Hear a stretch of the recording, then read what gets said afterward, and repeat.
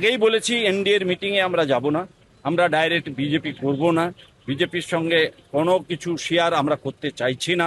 NCP से डर नहीं, अगर एनसीपी बीजेपी में मर्जर हो जाए तब उनका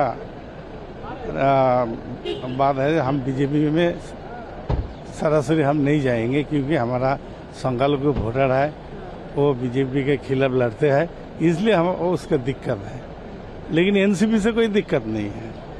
अगर एनसीपी तो पूरा एनसीपी वाला ना बीजेपी से साथ मर्जर हो जाए, उसके लिए दिक्कत है। দেখুন, আমি যতদূর জানি 20 জন এনসিপি এর সাংসদ এনডিএতে যোগ দিয়েছেন, তাই এই সমস্ত দ্বিচারিতার থেকে দূরে থাকুন।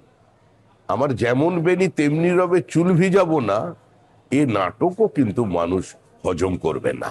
এনসিপিআই সাংসদদের সঙ্গে আপনি এনডিএর বৈঠকে ছিলেন না, আপনিও কি এনডিএর থেকে দূরত্ব রাখছেন? অনেকে আপনাদের কয়েকজন যেমন বলছে যে এনসিপিআইতে আছে, এনডিএতে নেই, আপনারও কি অবস্থান তাই? কি অবস্থান রাখছেন? আপনি কি এনডিএর সঙ্গে থাকবেন না, শুধু এনসিপিআইতে? Thank you.